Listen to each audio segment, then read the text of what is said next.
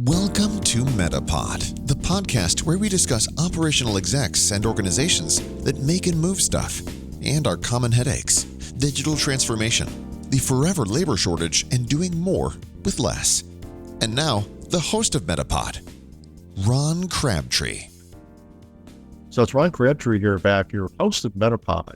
And in this particular episode, we're going to do a deep dive into this little thing called environmental, social, governmental kinds of issues that impact us in supply chain. And these would be I'll call it the unfunded mandates, and then in some cases funded mandates, depending on which part of the government might be driving those actions that we have to deal with in supply chain.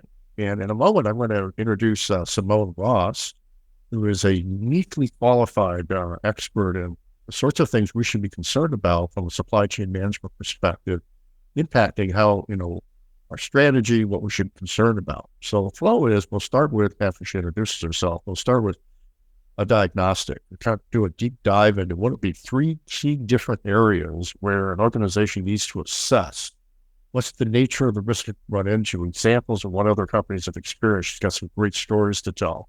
And how do you determine whether or not this is a problem you need to address? And then in the second part, we're going to dive into, okay, great. That was a good diagnostic. We understand what the challenge is. Now, what do you do if you need to take action to mitigate it and deal with those sorts of challenges? She's going to share some wisdom with us for that as well. So with that, Simone, tell us about yourself. Hi, Ron. It's very nice to be with you today. Thanks for having me. So as you said, I'm Simone Ross. I'm a textile engineer, and my industry has been the fashion industry for more than 30 years. So I have been involved in sourcing, product development, production, logistics. And I have a wide range of stories to share with you, as the fashion industry is always in the spotlight, literally, when it comes to catastrophes and stories around the world. Exactly. I think you're involved with some organizations that are really concerned about ESG. Can you tell us a little bit about some of the organizations you're involved with?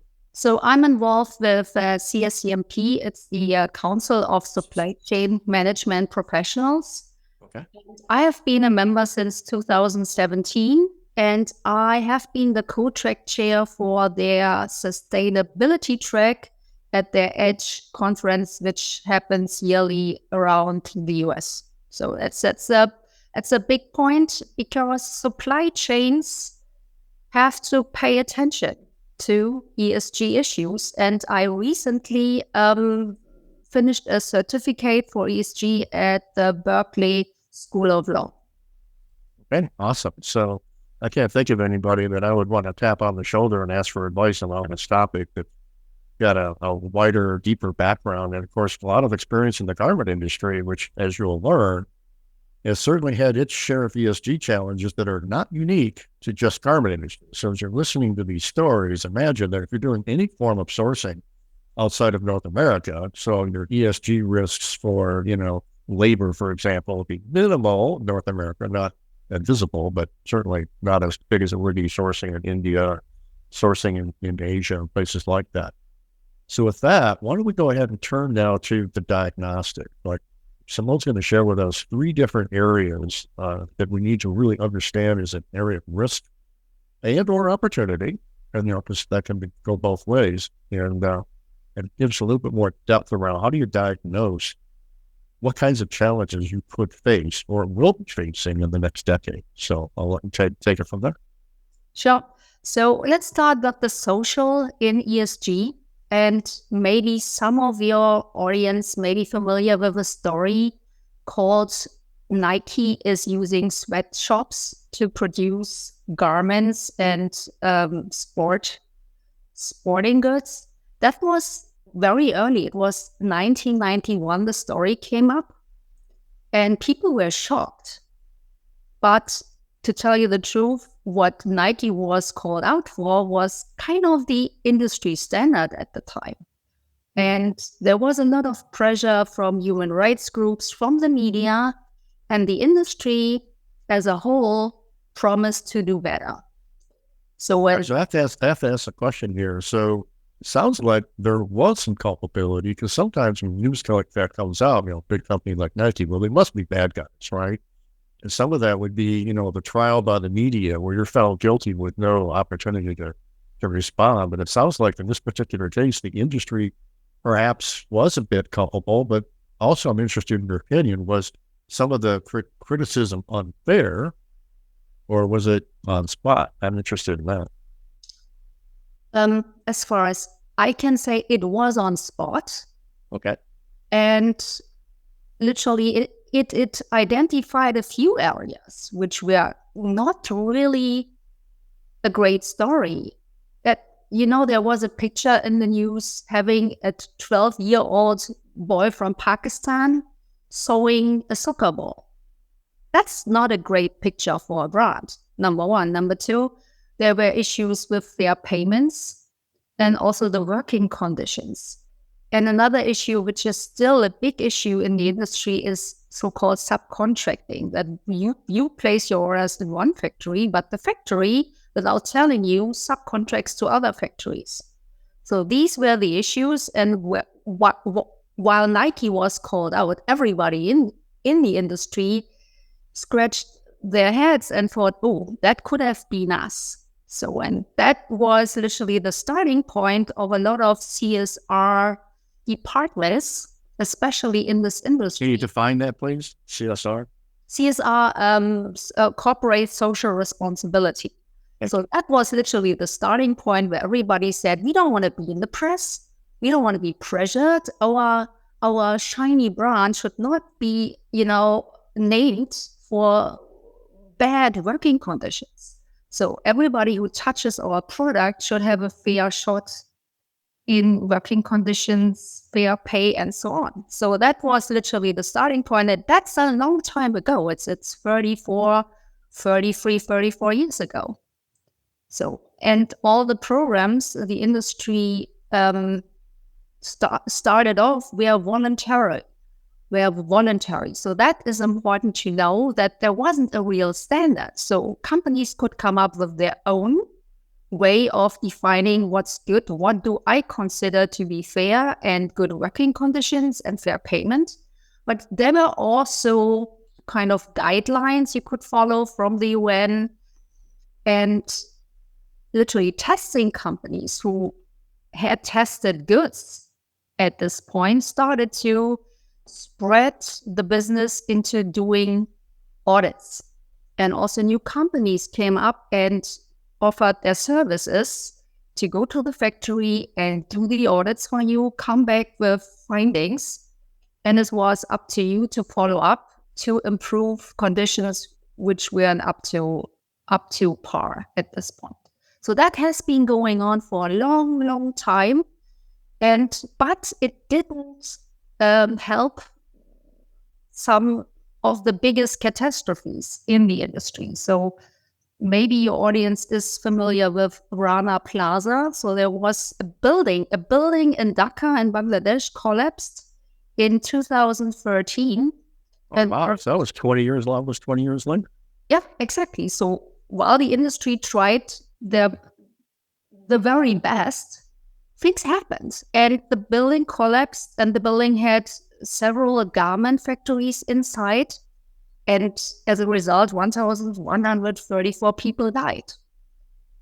So that is still the biggest event the industry dealt with. So, which pointed the spotlight into another audit, meaning building safety. A complete different set of engineers were literally trying to find out if buildings are safe for the foreseeable future. So when only 1 year before, another factory, Tazreen Fashions, had a big fire, and another 112 people died in that fire because emergency exits were not open and the windows were covered with grill bars, so there was no escape. Such a tragedy, and I think the industry has done a lot to avoid these things, but we only act, I think, when things happen and look deeper into these issues. So I think over the years, a lot of new methods of audits have arose from that, tragedy to kind of prevent it. Let me ask a question here. You mentioned standards. So I am curious, is there anything being published now or adopted as a general best practices, maybe an ISO standard or an industry norm, or is there any kind of body of knowledge around what are the questions we should be asking? I really like to know this notion of auditing buildings, but what about assessing your suppliers and their suppliers? We're moving up the supply chain. Is there any standards we can refer to there? I mean, the UN Charter for Human Rights is always a good point to start. Okay. And it's from industry to industry. People are exposed to different kind of dangers. So it's really hard for me to give advice to the automotive industry or to chemical plants at this point. So I think what is very important is if you go to your associations of the industry, see what they put out there, which is the best case for your industry to protect yourself and take the guidance and look for certifications. You don't have to reinvent the wheel. Everything is kind of in standards in your industry. Try to pick the one which is most appropriate for your products, for the factories you work with, and run with it. That would Awesome. be advice. Awesome. Fantastic. Well, we're going to invite people to circle back to you afterward, and if they want to ask more questions about getting into that. So why don't we pivot now, get into the next, social, what's the next thing we should diagnose? So what I would look into is governance. So especially in the fashion industry, so we deal with restricted substance lists. That means only there is a lot of poison in our garments. Let's face it. So we have a long supply chain coming from fiber, from spinning over weaving or knitting, making flat surfaces to be water repellent, to dye, to wash, to do all these things. And government has taken on these restricted substance lists to protect the consumer against poison, literally.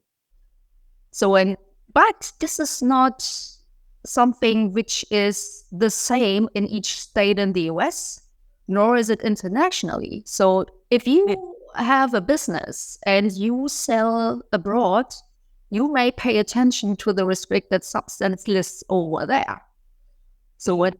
And you have to literally pick your battle and do the best you can, which came to another business idea I wanted to share a little quick. So you can always test your products to see if you are in alliance with what you should put out there. But it's only one snapshot in time. So what if you had a certification for your supply chain partners that they have literally put out all the poison and replaced it with different technologies which are out there and available, and that you can literally say with a good conscience, my supply chain is clean. So, and I'm literally like that approach much more, because if you have a test, you have a test for one product which was produced under certain production conditions, but it doesn't tell you anything if you reorder. So it's another product run, it's another condition, and you have to test again. So you put a lot of money into testing without literally taking care of what happens over time and in your supply chain. So you have to clean it up. And there are certificates around, like BlueSign, it's a Swiss company, and they do that very well. If you have BlueSign products in your portfolio, the customers, and they know today that that is a clean product. So that is how you can also differentiate yourself from the competition. So you take care of your consumer, you do the right thing. And if you take out all the poison out of your supply chain, the demand for it is not so big. So that means there is less production of it. I think it's a good thing to do and could help you to be compliant all over the world. Let's ask a question then. I have a lot of personal experience in the automotive industry and also aerospace and defense. And those industries are long-standing, lot traceability and, a liability on the part of the suppliers who make parts that go in the cars, for example. They're going to be able to account for every lot of steel, right? Every batch of plastic and all these things that go into the automobiles. And there's, the famous airbag cases, right? Where we had failures of airbags. Well, those companies had real problems that they had to get really good at. Sounds like there's a lot of risk, an increasing amount of risk for organizations that traditionally didn't have to worry about that. The garment industry being a good example. But I would opine that this is something that we need to carefully evaluate. If maybe we're not getting pressure right now from a governance perspective, but it could very well maturate very quickly. It just takes a couple of disasters, a couple of incidents to really put you in crosshairs of, legislation. And there's legislation out there, right? I think in Europe in particular, there's been laws passed, right? Yeah, you named the right region. So I'm a European myself, and they have been tightening their legislation, and they will be doing it in the future much, much more than before. So they have kind of the greenwashing is not allowed anymore. If you make a marketing line, prove it. So you have to prove whatever you say. You have to prove with tests, by certification, with organizations who attest that you actually do the things you say you do. So, and this is very, very important because it's not only about your shareholders, it's about your stakeholders, and it's about company reporting. So this all needs to align, and it will not go away. So the problem is, you may not have a problem in your industry today, but it's very important to be prepared what could literally impact you tomorrow and the day after tomorrow. And also the new generation, they are very keen on getting all this information about your products. So having visibility into your supply chain, make sure that all the partners play by the rules and give you the information you need to report properly to your stakeholders. It's so important these days. All right. So there needs to be an in-depth assessment and some real tough questions asked in terms of in our current sourcing strategies and supply chain networks. We're doing a good job there. If we don't know, that's a problem. We're going to have to find out, what kind of risk are we taking on? Are we in a latent fashion signing up for by entering a new market or extending our supply chain or moving our supply chain and changing the sourcing strategy? We've got to think that through all the way, because legislation, like think about Europe, they're typically what they do from a litigation and legislation perspective, ISO standards typically kind of originate in Europe, and then they eventually, the rest of the world has to adopt and come in line with that, because they're kind of the leaders, and I'll call it social responsibility seems to be the epicenter in Europe, and then it works its way out from there. So anything else around this governance thing you want to touch before we move to the third diagnostic? We also have the Paris Agreement, climate agreement, which is important. And we had a lot of pledges from companies to be carbon neutral by 2030, 2040, 2050. And that's a big road ahead for all companies.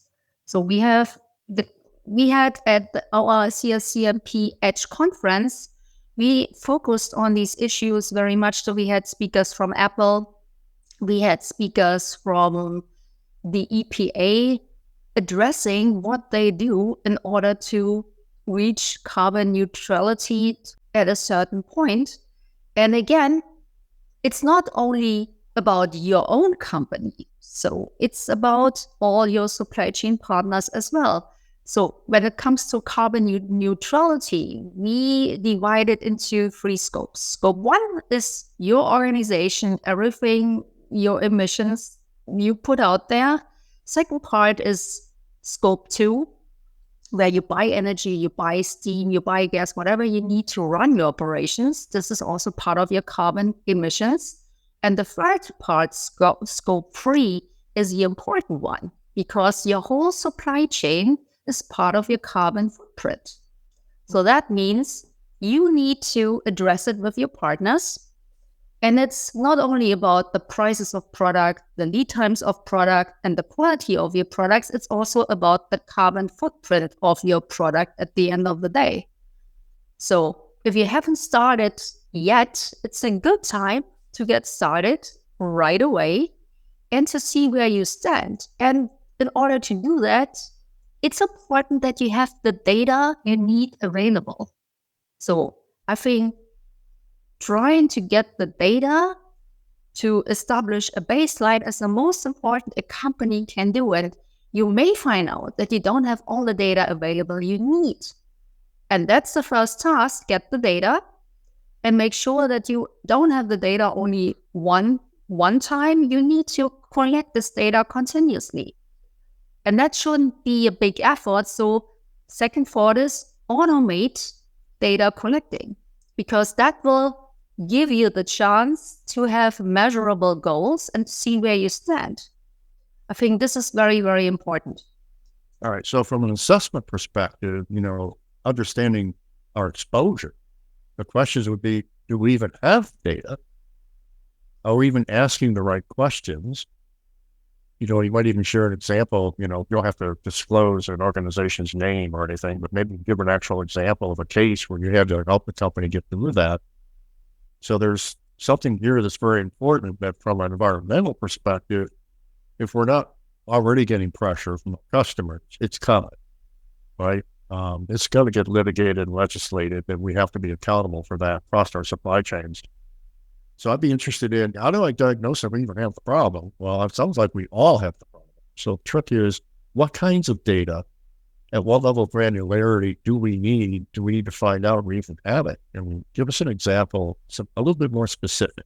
So that's, for example, I can give you a very small example, because that's literally a big basket of information.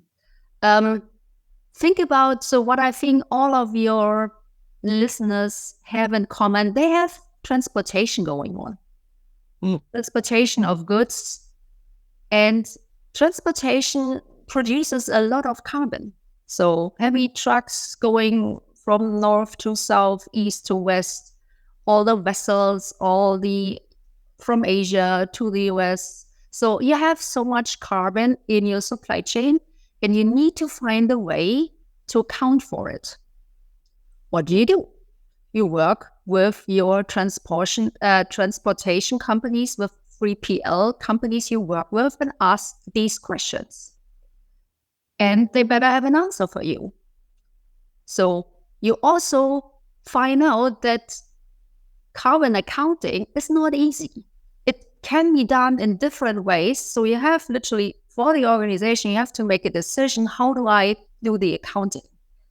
You don't have to reinvent the wheel. There are companies out there, they will help you to find the right procedure and the right accounting for your company. So, and the next step is, so now that I have my baseline in transportation, how do I reduce it? What do I do? And I think there is a very nice government program called Smart Way, run by EPA. Okay. Environmental Protection Agency? Exactly. And they certify transportation companies who use better technologies, which use less fuel, or use alternative fuel, or route trucks differently, smarter, to use less fuel. And fuel is always carbon. So this is a huge part of your carbon-free mission. And I would recommend to look into that because that's a big part and you can only win because if they do it efficiently, they save themselves money, but also you. So that is very helpful for everybody. Yeah, that's really pretty interesting. We have panels coming up in a future episode that is running supply chain for a company, and one of his big strategies he mentioned is, I want to source at least 50% of everything I consume within 50 miles. Assembly plant. Part of his strategy that he wants to execute, for years to come for this, large startup enterprise. So it'll be fun to hear from Jason when we get to that. So why don't we pivot now? This has been really good because given us 3 key areas with some points do we have the answers? Well, how do we determine whether or not we've got risk? How big is that risk? And what are the kinds of things I need to be asking about? But now let's pivot and talk about, okay, so let's determine you do have a problem. What should we do? What would be the implementation actions you might suggest? We might want to pivot back now and kind of pick up, get back to my notes here, starting with well, I'll let you take it in the order you like. Let's pivot now and talk about, okay, we got the diagnostic. Now what do we do? So, supply chain. So a big part of running supply chains is always communication. So as we established scope 3, make you talk to your supply chain partners, but you do that anyway.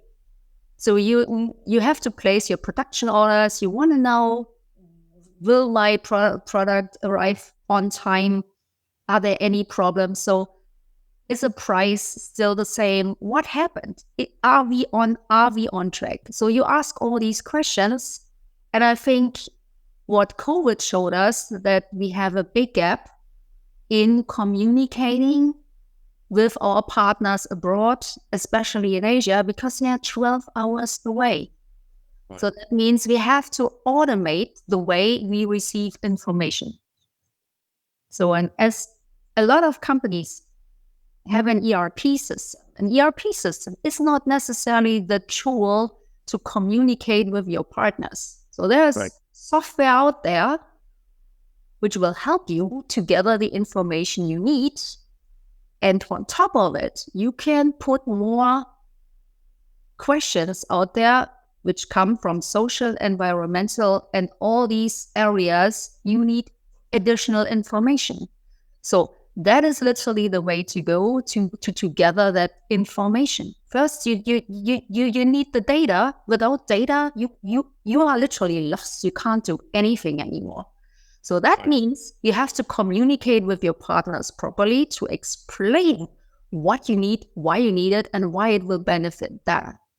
And I think it's always good to, if you have a marketing person, a marketing department, loop them in. Help them to spread the message, draft the message, so that your partners understand what's your goal and what is their part in it. The other part is, if you try to do the right thing, talk to your employees. They may guide you in the right direction and show you inefficiencies you haven't seen for a while because you're so busy. And I think these are the most important things. Communicate properly with your inside organization and your outside organization. Gather the data, and the data will show you clearly where you should have the best shot of being more successful in future. The other part... So if I could interrupt, what I'm hearing here is we have to elevate, ESG into the corporate mindset of, this is no longer just a compliance thing. Oh, by the way, you should be concerned about, ESG issues. This really needs to be central to strategy and actually make it, from the C-suite board of directors, some kind of mandate that's making its way down to the organization. And then very clear, what do we mean by ESG in the context of an organization? How do we want to be seen and positioned? Do we want to be the victim because some things happen to the industry and we get painted with the same brush as being the bad guy? Or are we out there in front? And I think we probably want to be out front on this one. And for sure, and then building that into how we're communicating to our customers, how we're communicating to our suppliers, how we communicate with all of our employees, our trading partners, so that what they're talking about is consistent with the vision of where we want to go with it. That's what I'm hearing here. Is really got to get all that down and really tactically make that a part of the fabric of the day-to-day communication strategy. So you are so correct. So what I also would recommend is give your ESG team a seat at the table. They literally, they can be a pain, and they have been a pain. And if you have literally pushed them in a corner without a window, get them out there, because they are very important. And the funny thing is, what is good for ESG is also good for your company. They might be able to save you money because they will help you to be more efficient. I have another example. It's about demand and supply chain. So, sure. So this is so important, because we all want to produce the right stuff. It has to be at the right time, at the right place. Easy said, but so hard to do. So, and I think there's also software out there which can help you to predict what you need in future. And there are 3 buckets. One bucket is the past, the next bucket is the present, and the next bucket is the future. So if you have a product which is connected to Thanksgiving sales or the holiday season, you have a pretty good idea what you need to do. And you have your past data. This is clear. So you hope you will do the same or even better in future. So future can be helped by AI. So they will literally look into all the data, all the internet, whatever the whisper is, to give you an idea what you might be in. What is often overlooked is the bucket of the present. You have production orders out there. You may not know when they come in. You may not know the day, you may not know the week even. So the important part is that you take that bucket and kind of, take the information in there and apply it to the future. So that means, I have an example. I work for a software company, Drive Medical. We all know Drive Medical with their wheelchairs and their crutches and all devices for mobility. Right. They shifted their production portfolio completely when COVID hit. So they literally went from crutches and wheelchairs to hospital beds within the snap of a finger. They could do that because they had all the information available. They knew the budget. They knew they could literally do the 180 and do another production, which was essential for the US. So, and this is important with ESG as well. If you have your production under control, you have all the numbers, ESG is not a painful add-on. It will literally guide you in the right direction. Also, when it comes to your production, to your efficiencies, it will also show you which are the good partners, which you should probably let go, or you have to have a discussion with. So I think ESG literally enhances everything you should have been doing anyway. Well, one thing I'd like you to touch on, if you don't mind, Simone, is what gets measured gets done, right? So I'd be interested in maybe it's industry specific, but could you give us a handful of examples of the sorts of measurements or metrics that organizations are having success with as they implement and improve their ability to be A, compliant for starters, B, anticipating what's going to happen to us in the future and getting out in front of it, and discovery, and right. So there's like leading. I've always called it leading and trailing indicators, right? So a trailing indicator is, factory burned down and it killed a bunch of people, and obviously our process is really bad because all that happened. And then there's leading indicators, things that are telling us if we're watching these indicators, these are giving us signals that we have risk coming. We need to be making changes. We need to look at pivoting. We need to be getting out in front of it. Could you give a few examples of typical metrics or measures and whether they tend to be the leading or trailing indicators? I'm just interested in some examples that just popped in mind.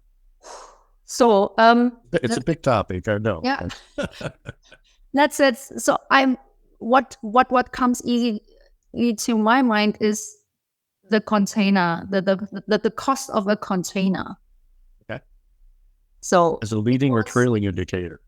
It literally during the COVID pandemic, it went from I think $8,000 to easily 25 at its height, and it literally busted all the budgets worldwide. So, and the next part was that you didn't even get a container if you put the money on the table, there was no container for you. So you had literally lost the ability to steer your supply chain. It was more, what will happen? Do I have the right partner? So what it came down to was what I always think is good business behavior: keep your partners tight.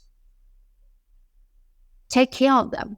A lot of industries, including the fashion industries, canceled orders. So while we are also concerned about the social aspect, canceling an order means that people around the world may not have a job anymore. Right. And they may not have an income. They may not know how to deal with the next day. And maybe COVID was much harder on them than on us. So I think it's the easy way to run and not pay attention to anybody else. But it's more important to take responsibility when things get hard, because you may have a need for a partner in future, and your relationship with your partner will help you to overcome a crisis in your own company. So I think this is when things really go bad, don't run, just keep communication open and try to find, even in this situation, a win-win situation for both partners. Because what happened is, after COVID, a lot of companies just were not around anymore. And if you had a bad reputation in dropping the ball the moment things get hard, you may not find a partner anymore. So I think normal human behavior is a good business advice in any case. So sorry, I can't answer your. No. You actually got there with the answer being, you got to turn to your partners who have the intimacy with what's going on out there to help you understand what to measure, why to measure it. And if that happens, you have to be careful not to just blindly pull the trigger and change everything. You have to ask more questions and understand what will be the impact of those decisions, far-reaching impact of making the decisions that may seem obvious based on change in demand, but maybe we should be thinking a little further than that. So that was awesome. So with that, let's move into wrap up. We covered a ton of ground here, Simone, and we literally just kind of scratched the surface, of this whole ESG and all the things to be considering, and you dedicated a lot of your personal time to learning a lot about it. If people want to get in touch with you to ask questions or learn more, how will they get in touch with you? Well, I hope you will see my email address in the screen right now, which is simone@maplewoodonline.com. I also have a phone number, which is 973-388-0109. This is how you get best in touch with me. All right. Awesome. Well, in that case, Simone, thank you so much for joining us. And to my audience, I hope you picked up some gems of wisdom here that will take you forward. And with that, we're going to move on. Thank you. Thank you, Ron. Thanks for having me. Have a nice day. Bye. Bye. Thank you for joining Metapod. For requests on topics or to ask questions, you can connect with Ron Crabtree 3 ways: via email at metapod@metaexperts.com, via LinkedIn, or by calling him directly at 734-425-1455, extension 103. Lastly, if you love the show, please consider leaving a 5-star review on your favorite podcast app. We truly appreciate all your support.